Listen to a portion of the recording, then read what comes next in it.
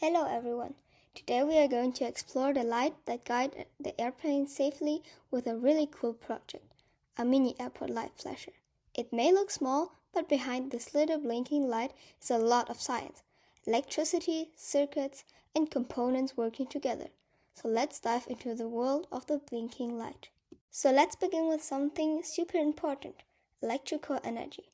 Electrical energy is a kind of energy that comes from the movement of tiny particles called electric charges. These charges, mostly electrons, move through materials like wires, and that movement is called electric current.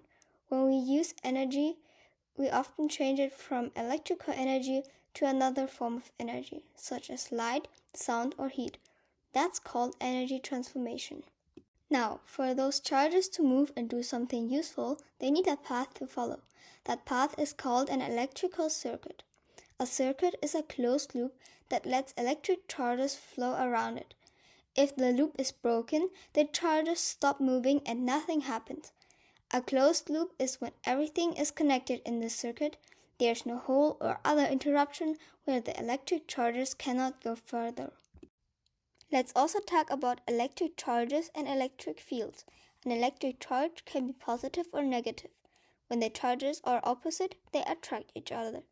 When they are the same, they push away from each other. Every electric charge creates something called an electric field. It's an invisible force field that can push or pull on other charges. This electric field is what causes charges to move when there's a battery connected, and that's how electricity flows through this circuit. Now that we understand the basics, let's meet the components inside of our mini airport light flasher. First, we have a battery, the energy source. Its function in the circuit is that it gives electrical energy in the circuit. When the circuit is closed, the battery will push the energy through the circuit. Then there's a transistor, which is the automatic switch of the circuit. It has 3 connections, but in the light flasher we only use 2 of them. When it gets a signal from the capacitor, it will let the electrons flow to the LED. But if not, it let the current flow the other way, to the capacitor. The capacitor is the energy timer of the circuit, which can store small amounts of energy and release it to control when the light flashes. It charges until it is full. Then it discharges fast, which is the signal for the transistor and which makes the LED flash. And then, of course, we have the LED, the light emitting diode. It is the blinking light of the circuit, which lights when energy from the correct direction flows through it. It uses very little power, which makes it perfect for small, energy-saving circuits. Then there's a preset resistor, which controls the frequency of the blinks of the LEDs through limiting the current before it flows into the circuit. The higher the resistance, the lower the frequency of blinks. You can adjust it by yourself through turning it. But how does all that work? Here's what happens step by step. First, the battery sends electric current into the circuit. The capacitor starts to charge. It slowly fills up with electric energy. When it's full, it releases the energy all at once. That energy flows to the transistor, which opens up like a gate. Then, the current flows through the LED, and it lights up. Once the capacitor has released its charge, it starts charging again, and the cycle repeats. That's why the LED blinks instead of staying on all the time. The speed of the blinking depends on how fast the capacitor charges, which is controlled by the preset resistor because it controls how much energy can flow from the battery to the other components. This isn't just a fun classroom project, it's something that's used in real world. At airports, flashing lights help guide pilots when they land at night or in fog.